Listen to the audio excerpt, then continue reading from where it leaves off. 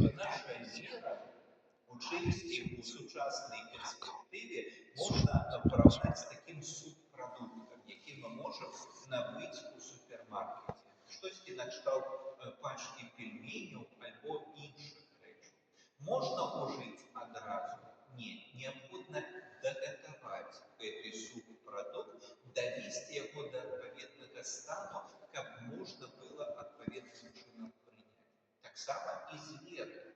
Бог не пропонует нам у готовом выгляде. Вось, коли ласка Божий знак с неба, убачить только, и все будет добре у твоем житті. Вера так не працює. Вера завжди шукає і прагне розвиття.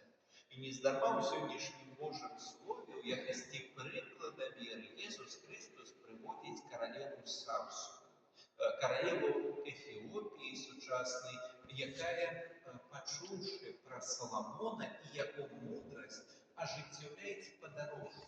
Бо для этой королевы самым головным даром и самой высокородной коштовності з'являється мудрость, надзвичайная мудрость іншого чоловіка. І ось здійснивши подорожжя і убачивши мудрость Соломона, вона становиться його жонкою. Вона згаджається бути жонкою Соломона. Чому?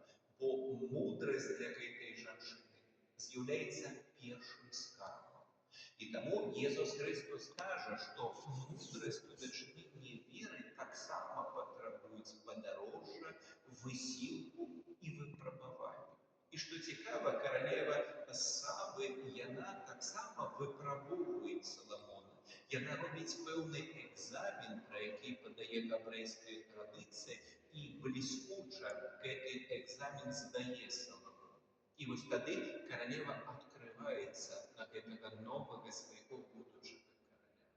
Ось так само і наша віра – це момент діалогу з Паном Богом, це момент взаємоотносин, це момент, коли ми спознаємо мудрость Пана Бога, Його любов, Його милосердність, коли Він відкривається перед нами у якості особи.